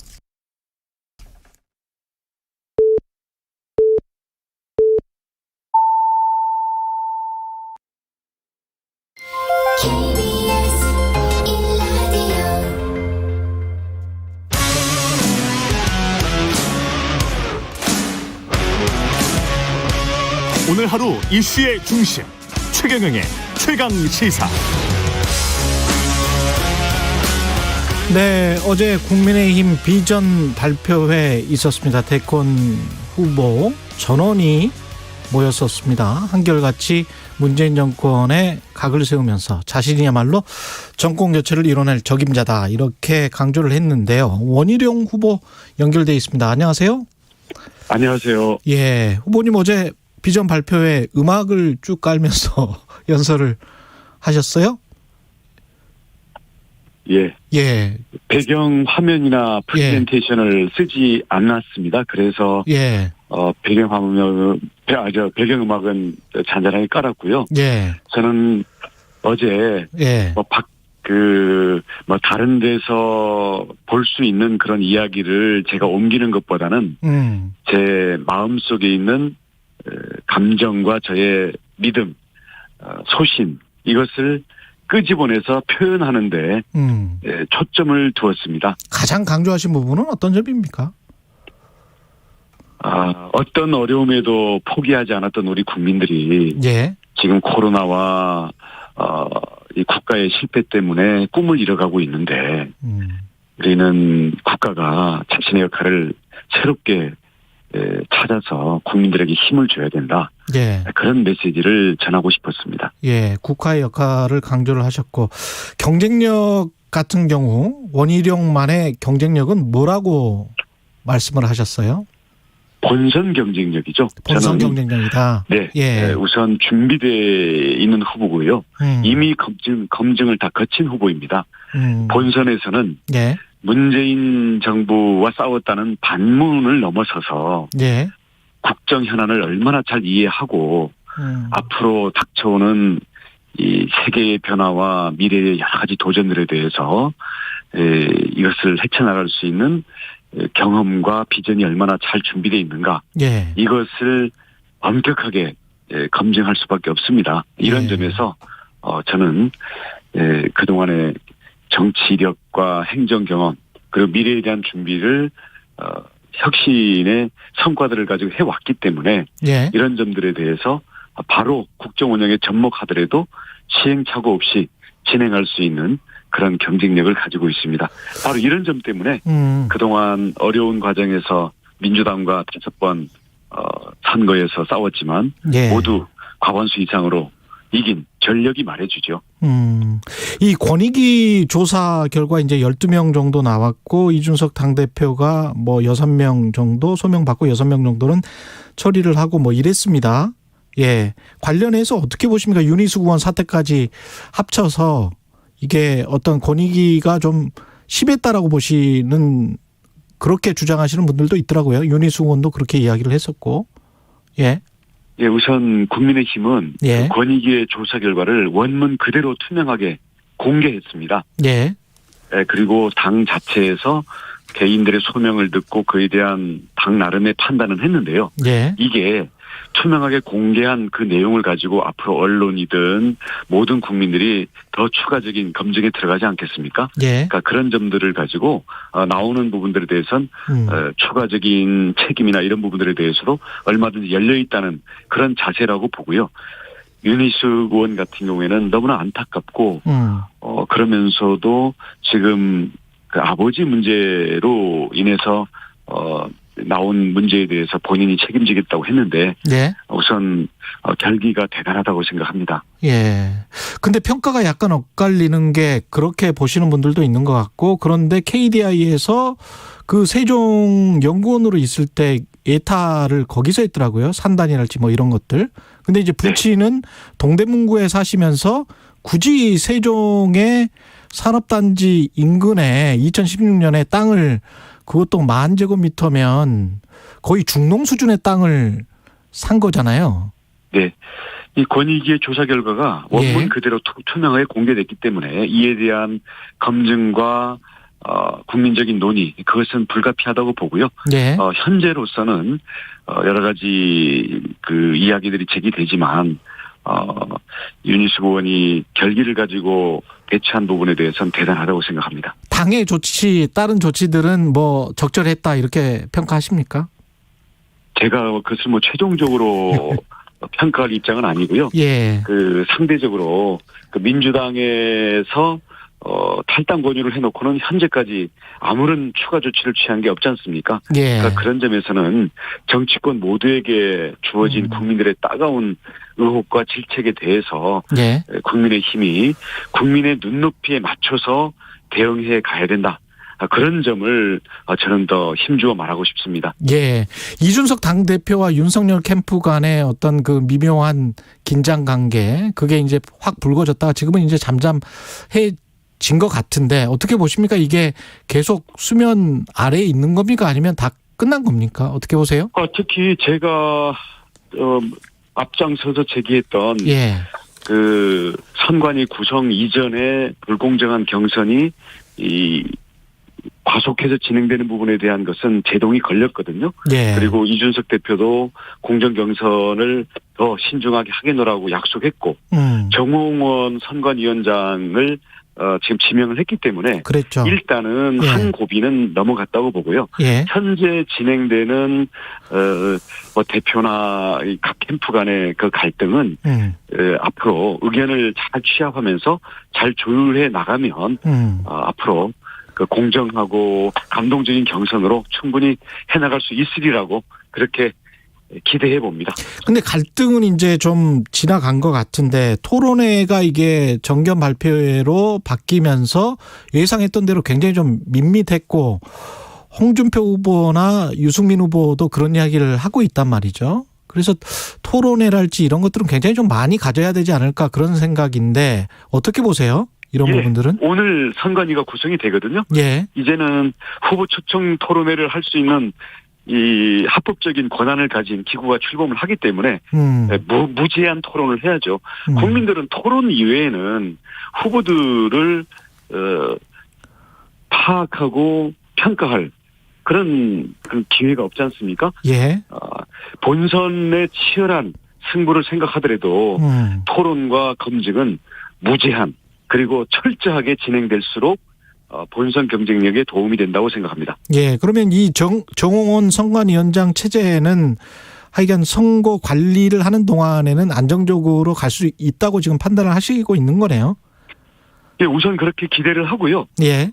이번에 그 불공정 경선을 둘러싼 그 당내의 여러 가지 갈등을 봤을 때 이게 얼마나 예민하고 엄정한 그 공정 자체를 지켜야 되는지에 대해서 새삼 더 그 의지를 다졌을 것이라고 믿습니다. 예, 경선 룰과 관련해서는 어떻게 지금 돼 있나요? 지금 여론조사 1차 컷오프에서 100%, 2차에서는 70% 이렇게 지금 돼 있지 않습니까? 예, 그렇죠? 여론조사 비율도 문제가 되고 또 그 여론조사에 국민의힘 지지층 외에 민주당 지지층을 포함시킬 거냐 이런 역선택의 문제가 있는데요. 예. 우선 그 경준위에서 1차 안이 제시가 돼 있기 때문에 선관위에서 이것을 다시 한번 심층 검토를 해서 객관적인 데이터들을 가지고 어느 것이 본선 경쟁력에 가장 유리하고 정권 교체에 바람직한가 이 기준만 가지고 검토를 해 주시기 바랍니다. 근데 그렇게 다시 검토를 한다고 하면 기존의 경준위 안 그 여론조사 100% 2차에서는 70% 이 안 말고 다른 쪽으로 하자고 하면 그러면 또 반발할 후보들이 있지 않을까요? 아니 그래서 예. 경준이가 무슨 권한으로 미리 다 정해놓느냐 말이죠. 아. 경준이는 아무 권한이 없는 겁니다. 이게 가이드라인은 아니었다. 아니 무슨 권리로 가이드라인을 경준이에서 제시를 합니까? 그럼 선관위는 그냥 그거에 따라서 그냥 집행하는 기구란 말입니까? 예. 선관위가 모든 안을 논의하고 결정하는 기구입니다. 아. 그런데 이왕에 경준이가 예. 많은 사항들을 놓고 토론을 이미 했다 하니 그에 대해서 상당히 비중을 두고 참고를 해야 되겠죠. 아니 이렇기 때문에 지난번에 제가 이준석 대표에게 정면으로 제동을 걸었던 겁니다. 아니 합법적인 기구가 구성도 안 됐는데 안을 다 짜놓고 자 이걸 바꾸면 갈등이 일어난다? 이건 알박기 아닙니까? 알박기. 알박기다. 그런 식으로 하면 안 되죠. 근데 최재형 전 감사원장이랄지 윤석열 전 총장은 역선택 그러니까 여론조사를 조금 좀 낮추자는 이야기겠죠. 역선택 방지 조항이 필요하다. 홍준표 의원이랄지 유승민 전 의원은 반대 목소리를 내고 있는데 원희룡 후보님은 어떤 생각이세요? 이것과 관련해서는? 저는 예. 그게 자기한테 유리하고 불리하고에 따라서 바꾸자 말자기 때문에 예. 저는 그 모두가 설득력이 없다고 봅니다. 다 설득력이 없다. 예.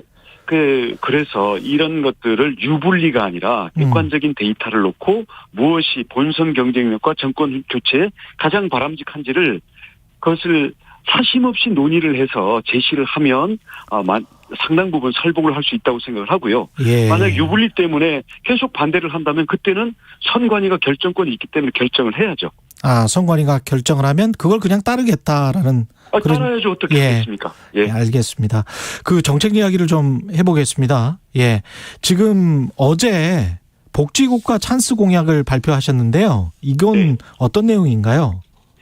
예, 지금 개인들의 그 양극화가 너무 심화됐고요. 예. 특히 부모 찬스라든지 기존에 자기의 부가 없는 사람들은 지금 모든 것을 포기해야 되는 그런 상황이 계속되고 있지 않습니까? 그랬죠. 특히 내 집 마련, 예. 그리고 애를 낳고 키우는 어떤 이 보육과 육아의 문제, 이런 데서 이런 게 매우 격차가 커졌기 때문에 예. 국가가 개인에게 조금 도와준다면 개인들이 꿈을 갖고 도전을 할 수가 있거든요. 예. 그래서 어저께 발표한 것은 우선 그 육아휴직과 부모들이 아이들을 낳았을 때 지금 어린이집은 어느 정도 돼 있는데 소득 보장이 전혀 안 돼 있어요. 그렇죠. 그래서 맞벌이 하는 부부들 같은 경우에는 애를 맡길 문제 때문에 정말 이 전전긍긍하면서 그러다 보니까 그걸 쳐다보는 젊은 세대들이 애를 안 낳는 것을 오히려 합리적이라고 생각을 하게 되는 거거든요. 예. 그래서 우리가 스웨덴이나 독일처럼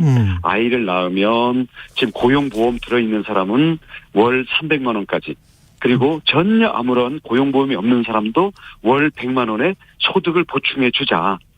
대신에 엄마든 아빠든 육아휴직을 하면서 아이들을 좀 직접 키우고 그렇게 해서 우리 출산율도 다시 좀 올리고요. 우리 부모들의 육아 부담을 국가가 어느 정도는 덜어주면서 우리의 이 국가 찬스로서 국민들의 삶을 좀 지탱해 주자. 그런 공약입니다. 이게 월 300만 원씩 어느 정도 그 보장을 해주는 건가요? 지급을? 가령 고용보험 가입자 같은 경우에? 지금도 고용보험에서는 육아휴직 급여를 주고 있거든요. 그거는 알고 있습니다. 예. 대상이 너무 적고 금액이 한 150만 원밖에 안 되기 때문에 이 금액을 좀 늘리고요.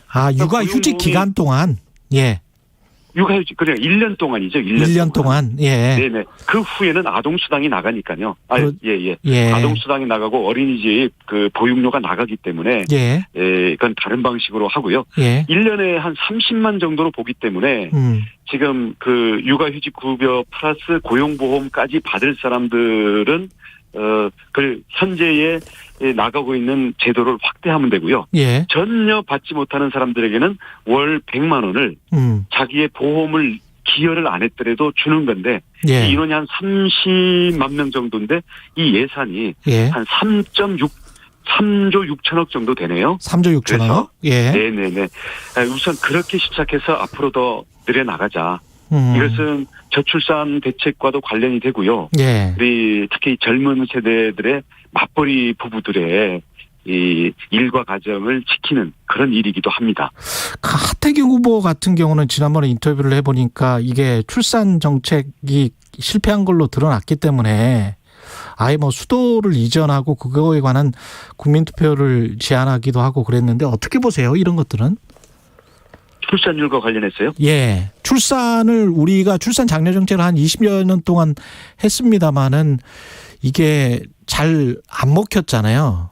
다른 문화적인 요소랄지 선진국이 되면서 그 어떤 여성들이 아이를 낳기를 주저하는 게 다른 모든 나라들에서 다 공통적으로 나타나고 있기 때문에 출산 장려 정책으로서 아이들을 더 많이 낳게 할 수 있는 것인가에 관해서는 전문가들이 좀 회의하는 목소리가 있지 않습니까? 출산 자체만 초점을 맞춘 정책은 실패합니다. 예. 스웨덴도 예. 그 80년대에 출산율이 떨어지다가 이걸 반전시켰고요. 예. 독일도 2006년에 이걸 반전을 시켰거든요. 그 핵심은 뭐냐면 육아에 따른 부담을 국가가 덜어줬고요. 예. 그다음 특히 엄마가 직장으로 돌아가는 것을 보다 쉽게 만들어줬고요. 그렇기 때문에 지금 우리 똑똑한 젊은 여성들이지 않습니까? 대한민국이. 예. 아이를 낳으면 이게 거기서 자기 인생이 사회생활이 끝난다라고 할 때 그걸 선뜻 선택하지 않는 본인의 선택 문제가 있고요. 예. 아이를 아주 소중하게 생각해서 낳고 싶더라도 거기에 들어가는 부담을 개인의 부담, 심지어는 독박 육아로 이게 됐을 경우에는 자기도 앞가름 못하고 그 아이도 자라나서 또 다른 하층민이 될 것 같은 것 때문에 예. 아이를 생각해서도 아이를 낳기를 주저하는 이런 문제가 있거든요. 그렇죠. 예. 그래서 예. 출산은 결론은 출산율의 반전으로 나와야 되지만 결과는 이것을 푸는 것은 출산을 둘러싼 육아 그리고 직장으로의 복귀 나아가서 생애 전 주기에 걸쳐서 나의 앞가림과 우리 아이가 살아갈 미래가 예. 국가에서 어느 정도 부담을 덜어주고 미래의 희망을 실질적으로 도와준다. 이 믿음이 있어야 출산율이 반전이 되죠.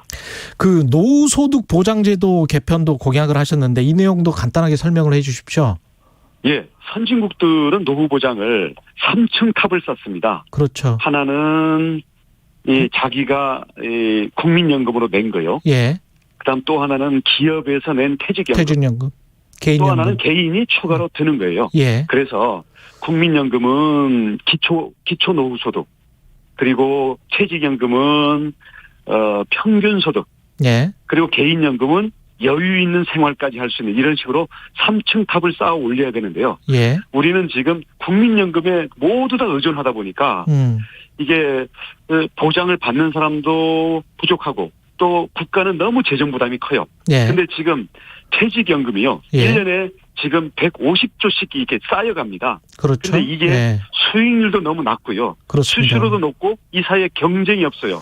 거기에다가 모두 일시금으로 타가서 자녀들 창업자금이나 결혼자금으로 이걸 쓰다 보니까 여력도 안 되는 사람들이 자식들에게 부모 찬스를 무리해서 주다 보니까 예. 본인의 노후는 전혀 보장이 안 되고 이제 노년 이제 인생 마감을 고민해야 되는 이런 상황으로 되거든요. 예. 그래서 자녀들의 창업 지원이라든지 내 집 마련은 국가 찬스로 해결을 하고요.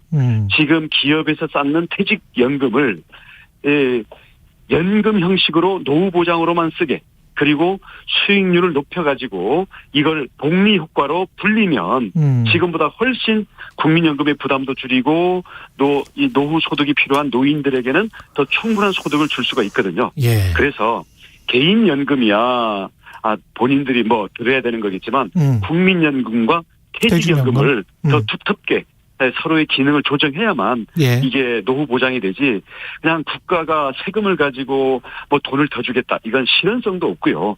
지금 우리 청년 그리고 이 육아 이쪽이 다 들어가야 되는 돈을 생각할 때는 이 노후 소득 쪽에는 기업의 돈들이 지금 묶여 있는 이 부분을 우선 효율적으로 쓰는 게 최우선이라고 생각합니다. 수익률을 더 높게 하는 방안도 여쭤보고 싶습니다만은 질문이 하나 남아서요. 예예. 언론사 국민연금공단이 예예. 경쟁만 이루어지면 수익률 무조건 올라갑니다. 국민연금 공단을 경쟁시키자. 지금 일반 금융기관들이 그냥 수수료 먹고 수익률도 낮아도 그냥 유치해 놓고는 이거를 그냥 땅 짓고 헤엄치기식으로만 운영하고 있거든요. 알겠습니다. 언론중재법 관련해서 마지막으로 한 말씀 해주시고 끝내겠습니다. 예. 예, 언론중재법이 이게 뭐 가짜뉴스를 막는다는 핑계로 하고 있는데요. 예. 결과적으로는 그게 가짜뉴스가 아니라는 소송상의 증명을 해라라고 기자와 언론사에 요구를 함으로써 예. 취재원이라든지 아니면 공익 제보자들을 보호할 수 있는 이거를 모두 없애버린 거거든요. 그렇게 되면 스스로 위축되고 앞으로 공익적인 비리의 고발과 보도를 막는 거기 때문에 예. 이것은 언론 자유와 우리 사회의 투명성을 자정작용을 스스로 죽이는 거고요. 이것의 혜택은 결국 이번 정권의 핵심들이 정권 퇴임 이후에 자기들에게 들어오는 사회적인 비리의 추적 이것을 막기 위한 것이 아닌가 이런 의심을 살 수밖에 없습니다. 즉각 폐기돼야 됩니다. 알겠습니다. 말씀 감사하고요. 원희룡 전 제주지사 국민의힘 대선 예비후보였습니다. 고맙습니다. 고맙습니다. 공정, 공익, 그리고 균형. 한 발짝 더 들어간다. 세상에 이익이 되는 방송. 최경영의 최강시사.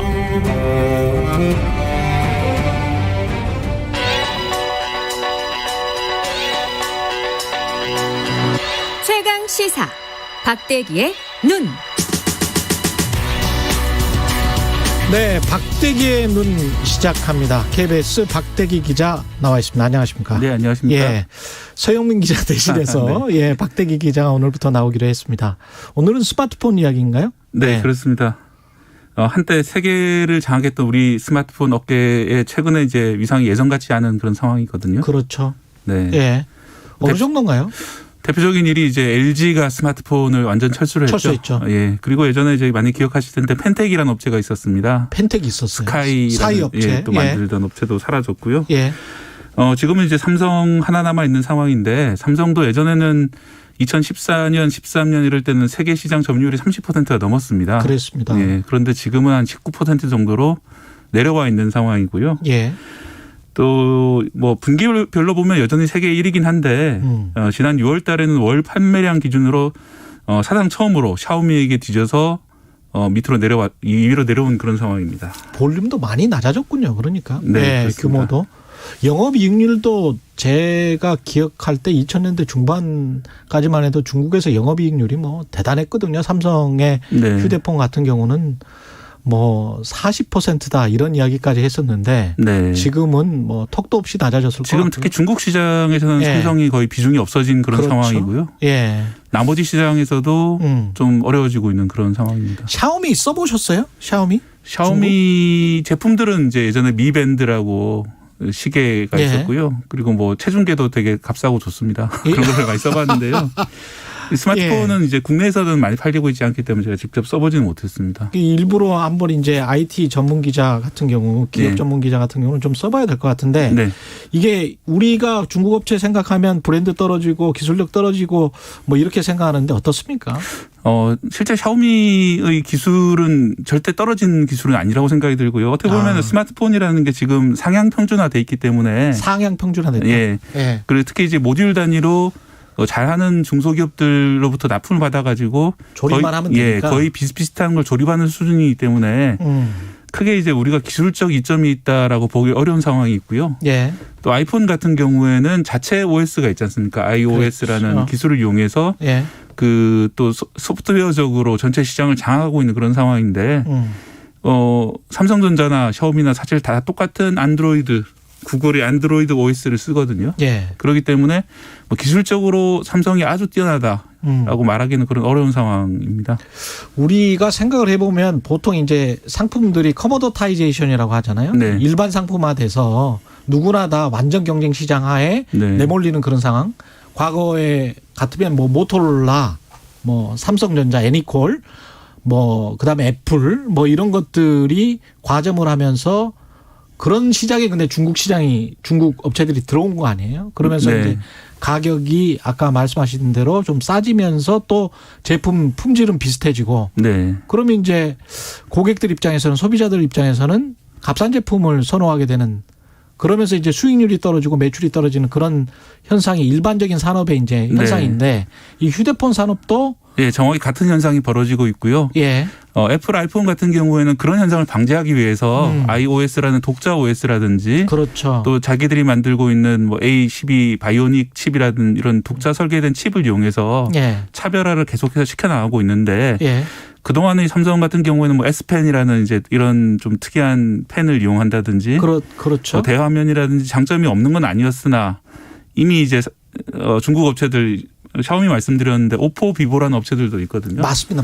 그런 업체들이 뭐 2위, 4위, 5위 정도를 하고 있는 상황에서 상당히 좀 곤란해져 있는 상황이고 그런 고민의 결과가 이번에 나온 폴더블 폰들이다 이렇게 보시면 될 것 같습니다. 그래서 고급 하이엔드 제품으로 한번 승부를 해보자. 네. 예. 그러니까 다 비슷비슷한 제품 중에서 우리는 이제 접을 수 있다. 예. 우리는 펼칠 수 있다. 뭐 이런 거를 이용해서 다른 예. 차별화를 좀 시켜보자는 그런 전략인 것 같습니다. 접거나 뭐 펼치거나 이러면 좀 좋습니까? 어때요? 한번 써보셨어요, 그거는? 예, 저는 이제 예. 계속 지금 폴더블에 대해서 2년 전부터 나올 때마다 계속 써보고 있는데요. 예. 솔직히 말씀드리면 이걸 꼭 써야 된다 이렇게 말씀드리긴 아직 어려운 상황인 것 같습니다. 예. 폴더블 폰의 가장 큰 문제점이 두 가지가 있습니다. 하나는 가격이고요. 또 하나는 무게가 너무 무겁습니다. 아, 무거워요? 예, 지금 예. 나오는 게 270g대. 그러니까 두 가지 제품이 있는데 큰 제품이라고 할 수 있는 폴드 제품 같은 경우는 270g대고요. 예.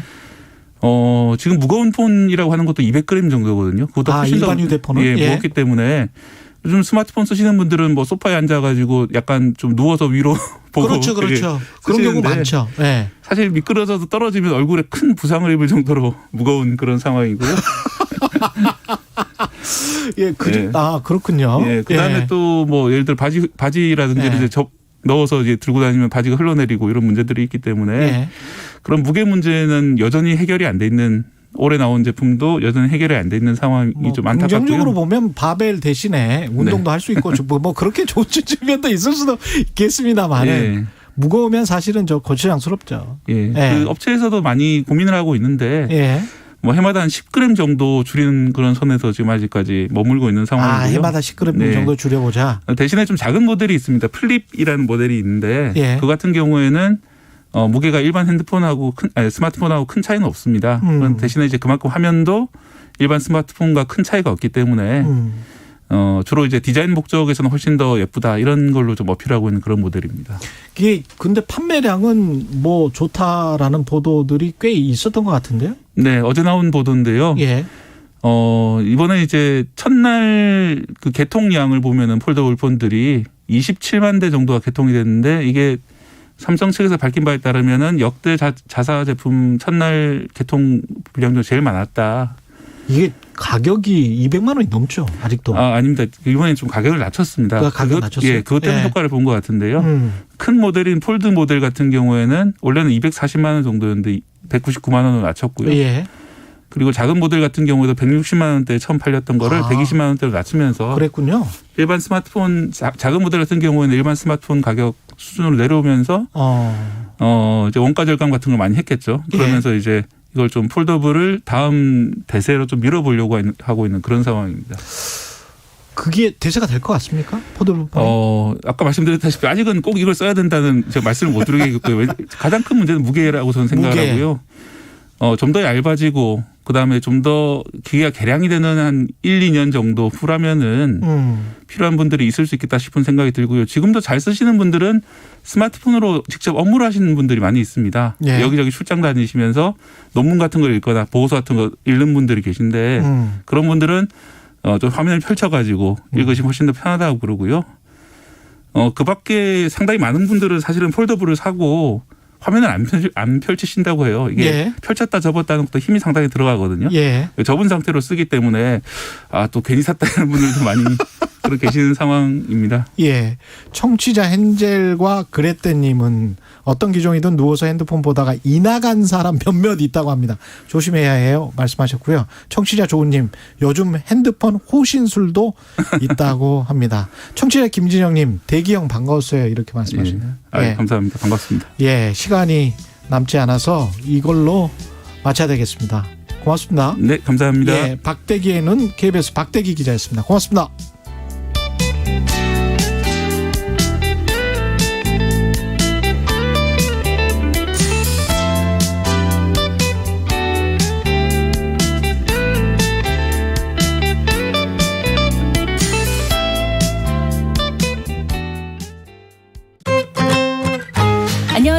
이금입니다. 부끄럽지만 경제 잘 모릅니다.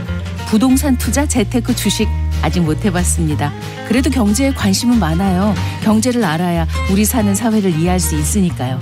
그래서 홍사훈의 경제쇼를 챙겨 듣습니다. 진짜 시간 날 때마다요. 내용도 좋지만 홍반장 홍사훈 기자 매력 있습니다. 오후 4시 5분 홍사훈의 경제쇼 응원합니다.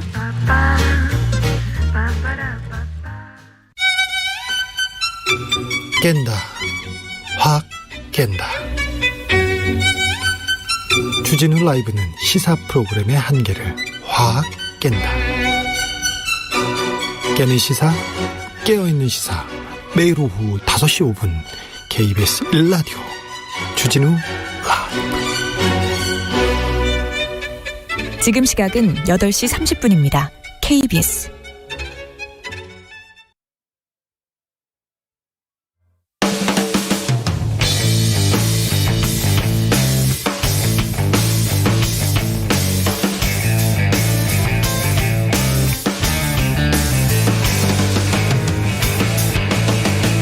최경영의 최강 시사.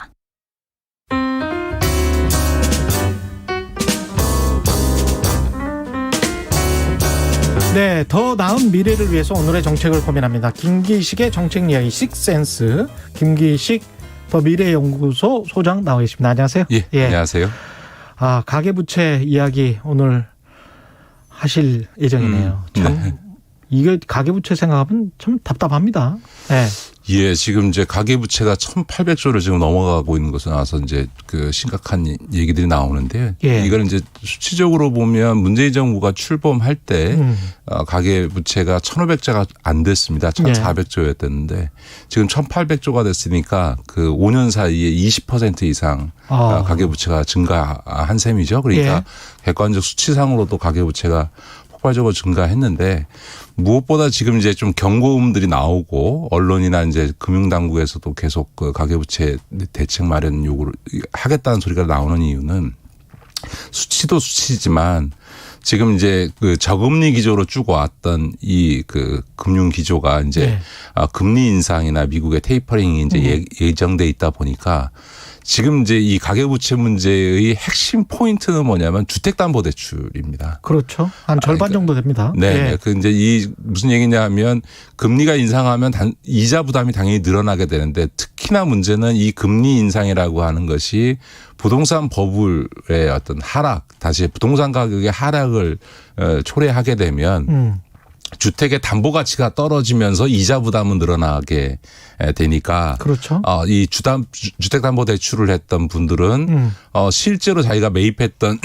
주택 가격은 하락하는데 이자는 더 내야 되는 상황들이 오게 되고 예. 그러다 보면 이제 주택에 있던 담보 가치가 떨어지면서 채권 금융기관들이 그걸 회수하게 되는 예. 이런 상황들이 벌어지게 되니까 이게 이제 주택담보대출을 했던 분이나 혹은 주택담보대출을 해줬던 금융기관 양쪽 모두에게 상당히 위기적인 요소가 올 위험성이 있다.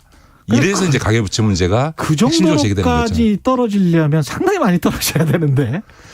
아니 뭐 물론 이제 가계부채 총량만 놓고 보면 관리 가능한 수준이다라고 하는 말을 할 수 있습니다. 근데 이제 문제는 가계부채 문제는 터지게 되면 모든 전체적으로 문제가 되는 게 아니라 그 소위 서민층에 있어서 가장 먼저 터지게 되겠죠. 돈 있는 뭐 강남의 그렇죠. 부자들이야 무슨 문제가 있겠습니까? 예. 오히려 이제 소위 예. 이른바 영끌이다. 혹은 뭐 정말 이번에 부동산 막차 못하면 영원신 못 가진다고 생각하고 자기의 어떤 소득이나 대출 상환 능력과 상관없이 빚을 끌어댔던 사람들은 무리한 대출을 했던 무리한 사람들. 대출을 했던 분들은 그 주택 가격이 하락하면서 금리가 오르게 되면 못 견디는 상황이 올 수 있게 그렇죠. 되는 거죠. 예. 그러다 보면 이제 빚을 못 갚는 사람이 생기게 나게 되고 그렇게 빚을 못 갚는 사람이 생기면 금융권의 이 소위 부실 대출, 부실 채권들이 늘어나게 되면서 금융기관에도 적신호가 켜질 수 있다. 다시 말해서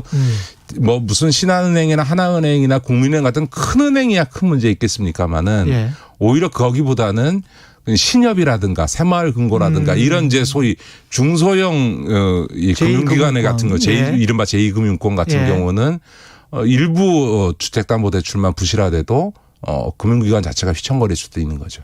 이게 지금 뭐 일부 은행들 NH농협 같은 경우도 그렇고 대출 중단하거나 줄이기로 한 것도 어떻게 보면은 그 금융당국이 앞으로 조금씩 줄이자 이런 어떤 지도나 공고가 있는 거죠.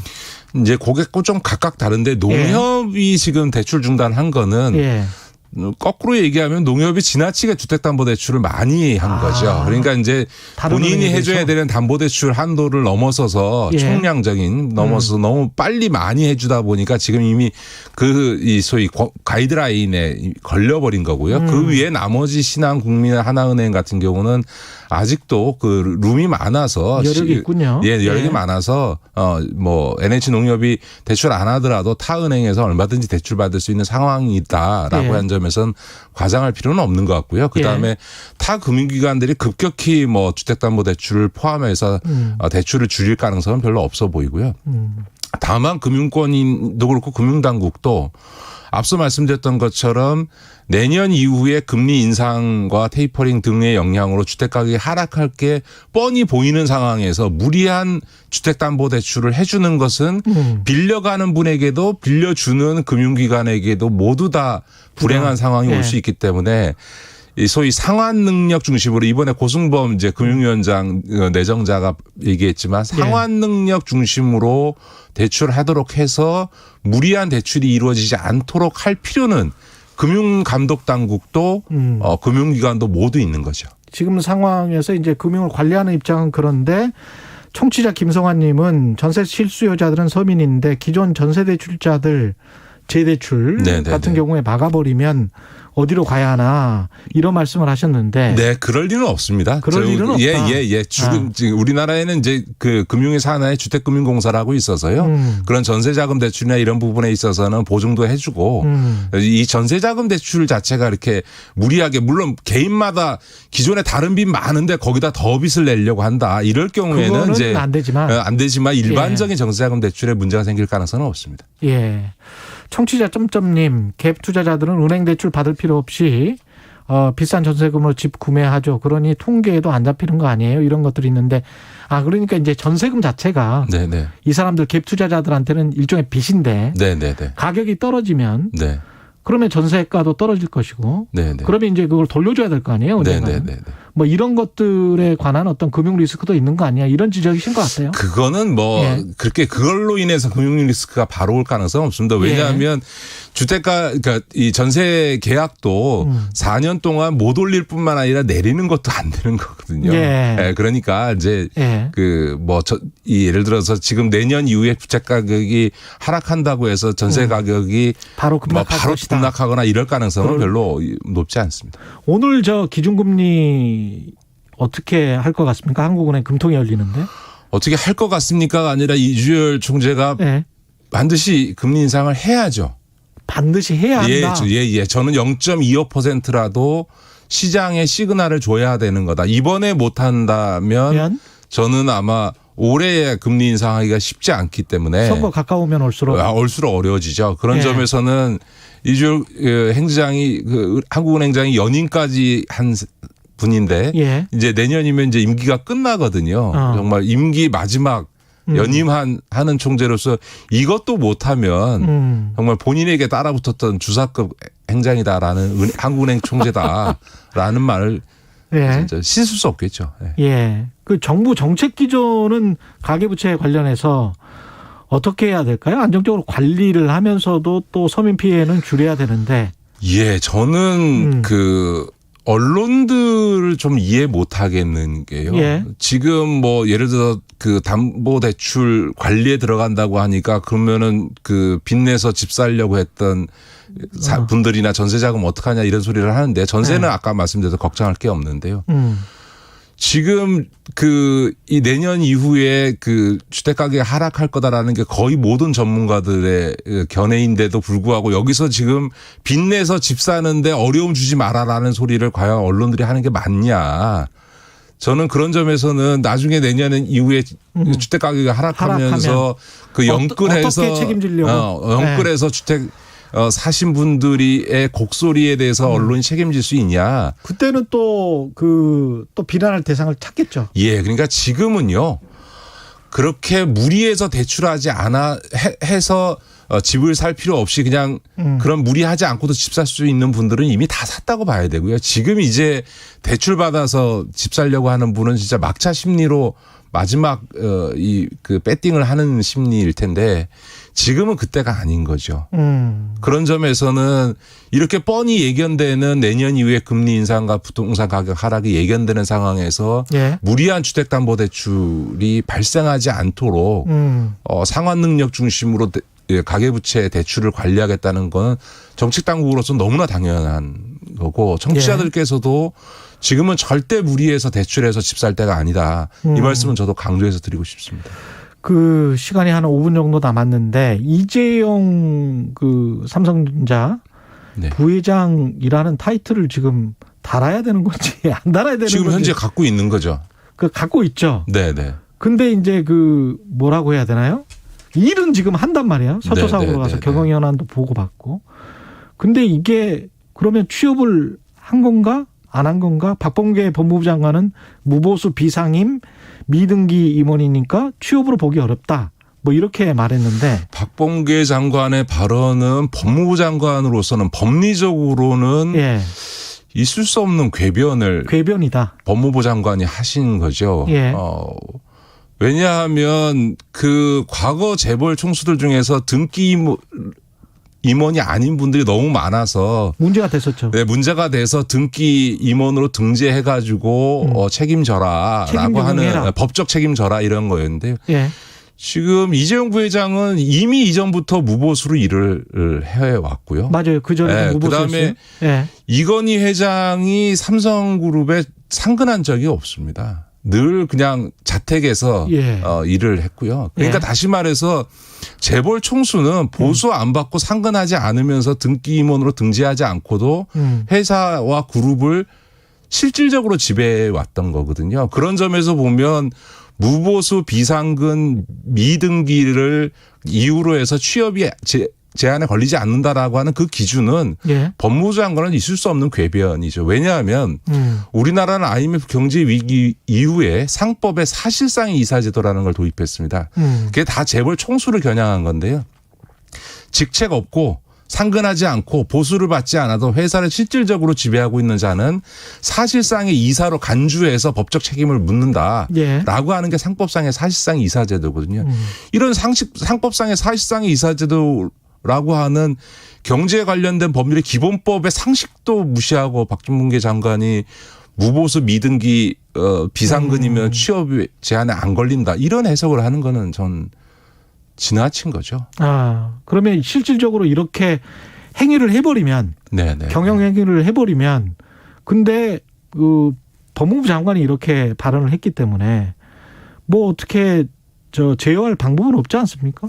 아니요. 취업 제한을 위반하게 되면 형사처벌하게 돼 있고요. 그런 점에서는 만약에 조사해서 만약에 이게 취업 제한 위반으로 명백해지면 또 다른 형사처벌의 대상이 됩니다. 1년 이하의 징역 등의 형사처벌 조항이 있는 거고요. 근데 이렇게 된 이유 중에 하나는 아마 삼성이나 이재용 부회장도 곤혹스러울 겁니다. 왜냐하면 원래 법과 특혜는 없고 특별사면 같은 특혜는 없고 법과 원칙에 따라서 절차적으로 가석방을 한다고 해놓고 일주일 뒤에 청와대에서 반도체 투자와 백신 등을 고려한 가석방이었다라고 말을 해버렸잖아요. 근데 이제 나왔는데 뭐 반도체 투자 등 이런 경영과 관련된 일을 아무것도 안 하면 야, 너 쟤 왜 가석방 해줬냐라는 소리 들을 것 같기도 하고. 그러네요. 가만히 있자니 경제를 위해서 풀어줬다고 하는데 내가 아무것도 안 하는 거 꼴이 되고 하자니 취업 제한에 걸리고 하는 이런 딜레마적인 상황에 이재용 부회장이 놓여 있는 거죠, 지금. 그러니까 어떻게 보면 청와대와 법무부가 이재용 부회장이 애매해지는 상황을 만들어버린 거.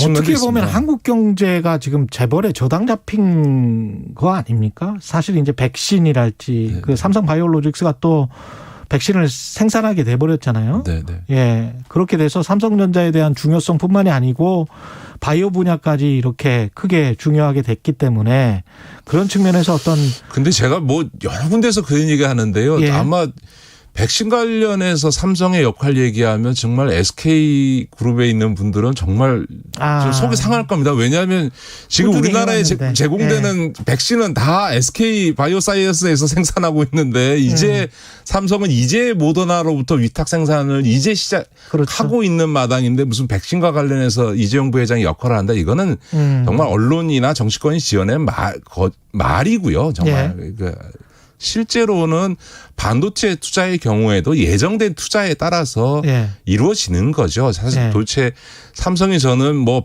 100조, 200조짜리 투자 계획을 발표한 게 벌써 몇 번째인지 모르겠는데 그게 실제로 얼마나 이행됐는지 한번 언론에서 점검해 주시는 분 있으면 좋을 것 같은데요. 다만 이재용 부회장의 경우에 좀 애매한 점이 있습니다. 왜냐하면 취업은 제한되어 있지만 지배 대주주로서의 권한을 제한하는 건 아니거든요. 어떤 법률에도 그런 건 없습니다. 그러니까 비등기 이사가 될 수밖에 없는 거는 우리나라 상법상에 있어서 집행유예 이사의 형을 받으면 등기 이사를 할 수가 없어요. 예.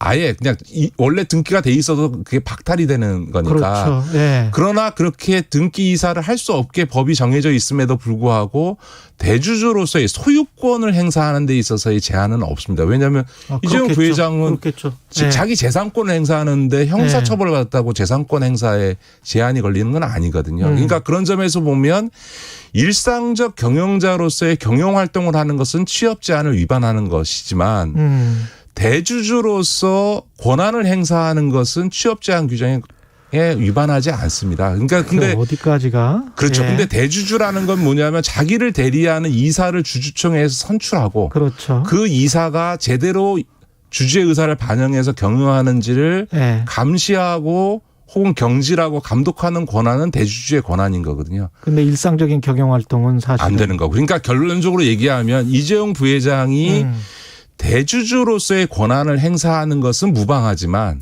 일상적으로 회사에 가서 경영자로부터 보고받고 지시하고 공장에 가서 현장 점검하는 이런 일상적 경영 활동을 하는 것은 안 되는 거죠. 알겠습니다. 말씀 감사하고요. 김기식 더미래연구소 소장이었습니다. 고맙습니다. 네, 고맙습니다. KBS 라디오 최경영의 최강시사 듣고 계신 지금 시각은 8시 46분입니다. 이 시각 교통정보입니다. 출근길 속에 사고 등 돌발 지점 지나기 어려운데요. 먼저 남부권에서는 중앙고속도로 춘천 쪽으로 다부터널에서 승용차 사고가 났습니다. 여파로 속도를 못 내고 있고요. 수도권 제1순환고속도로 구리에서 판교 방향은 서하남 휴게소에서 화물차 관련한 사고가 발생했습니다. 지장을 받아 밀리고 있고 서울 시내 분당수서로 서울 방향으로도 복정을 조금 지나서 고장난 차가 서 있는데요. 이 여파가 더해져 복정부터 탄천 1교까지 밀리고 있고 20분 이상은 예상을 하셔야겠습니다. 지금까지 KBS 교통정보센터였습니다. 여러분은 지금 KBS 1라디오 최경영의 최강시사와 함께하고 계십니다. 네, 공군과 해군의 성추행 피해 사망 사건이 발생하면서 문재인 대통령 지시로 이를 위한 합동위가 꾸려졌었는데 그런데 고등군사법원 폐지가 골자인 군사법원의 권한 축소 개정안이 국회 법사위를 통과하면서 이에 반발한 합동위 위원 6명이 어제 사퇴 의사를 밝혔고요. 지난 두 달 새 이렇게 되면 총 12명이 사퇴를 한 겁니다.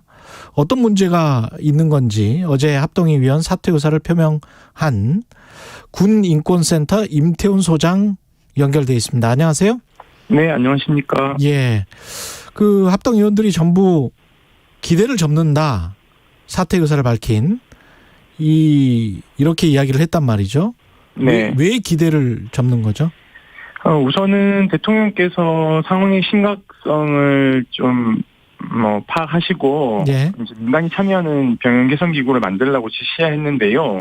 처음엔 저희도 이번에 개혁을 좀 해야 되지 않을까. 왜냐하면 윤일병 사망 사건이 발생했던 2014년도에도 국민적 공분이 있었고 그 당시에도 이와 관련된 위원회가 꾸려졌지만 사실상 많은 성과를 내진 못했습니다. 예. 그래서 이번에는 이중사 사망 사건을 계기로 근본적인 걸 좀 뜯어 고치자라는 심정으로 좀 참여를 했는데요.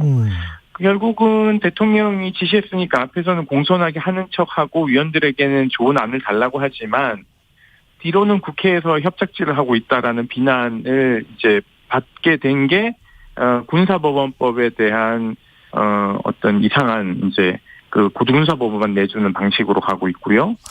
뒤에서 협잡질을 하고 있는 사람은 누굽니까? 국방부죠. 장관이고요. 그 내부가 뭐 결의를 하고 있는 거죠.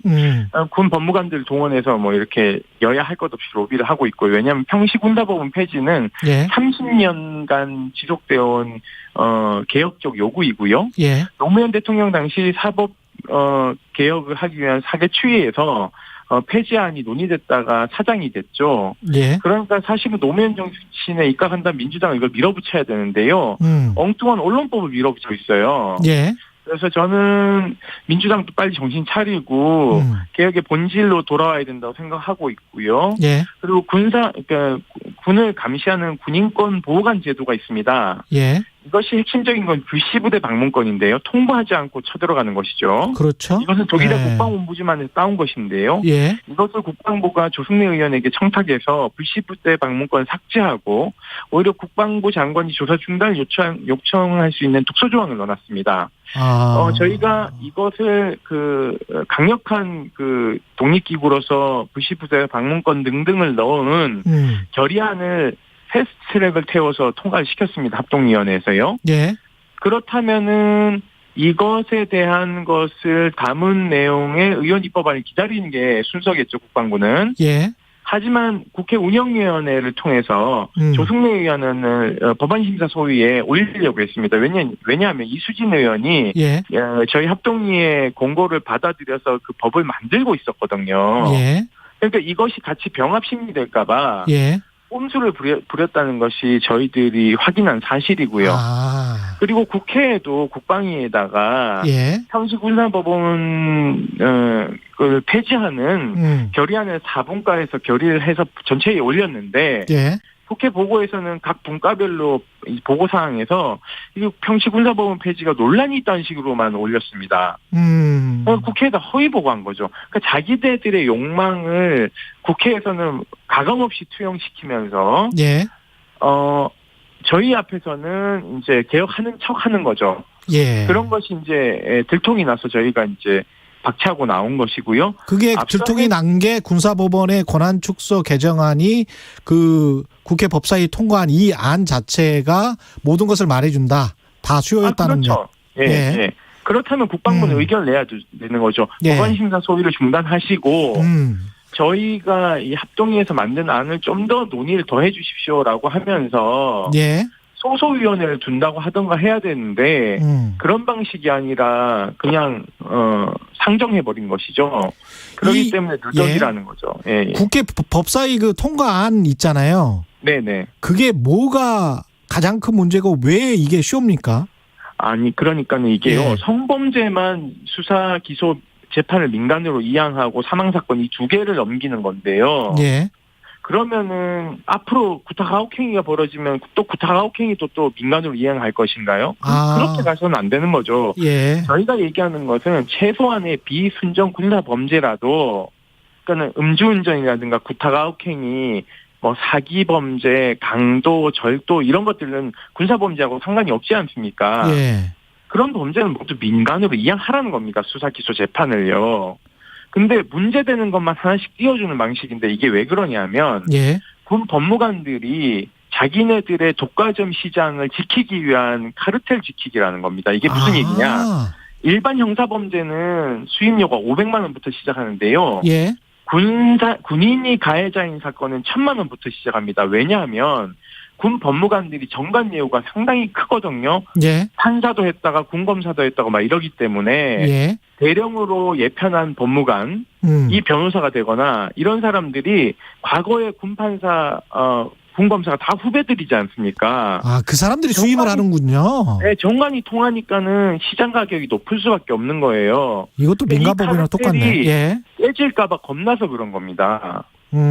그래서 다른 이제 일반 변호사 시장으로 되면 경쟁이 되고 그다음에 수임료가 낮아지고 그리고 훨씬 더 투명하게 될 거니까. 네, 그렇습니다. 그리고 또 하나는 그럼 군수뇌부는 왜 지키려고 하냐면 수사 기소 재판 권한에 대한 지휘를 자기가 해야 이 군판사하고 군검사, 군사경찰을 자기가 인사권을 쥐고 있어야지만이 자기가 비리를 저지르거나 잘못했을 때 그 칼이 자기한테 안 올 거 아닙니까? 일종의 보호막.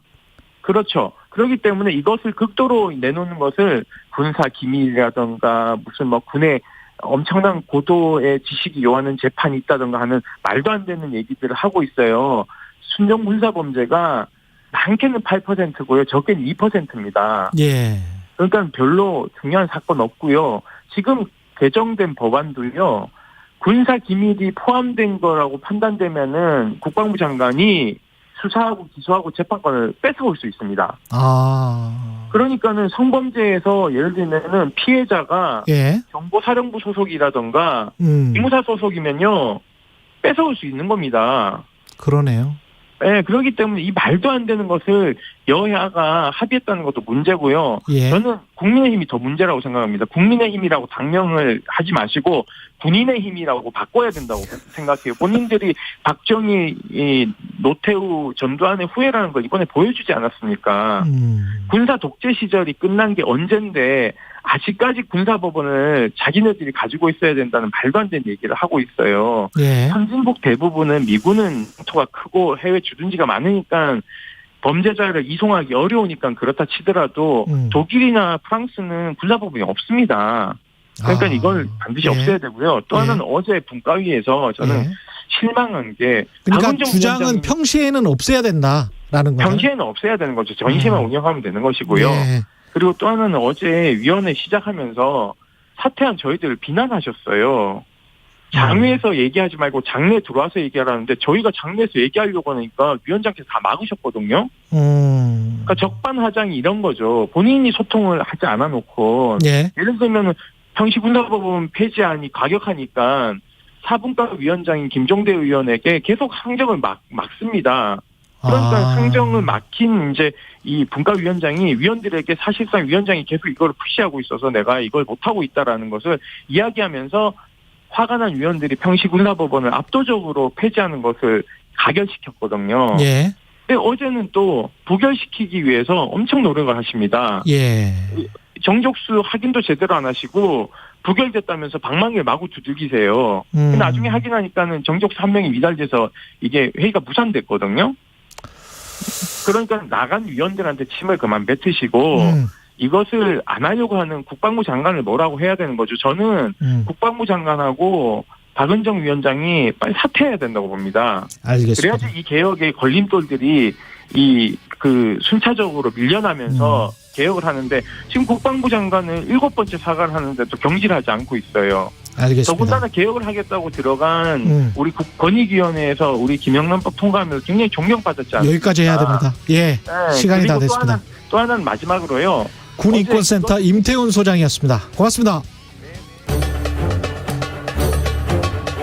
심각한 코로나19 상황에 따라 현재 수도권에는 4단계, 비수도권 일부에서는 3단계의 거리 두기가 적용 중입니다. 식당, 카페의 경우 4단계 거리 두기가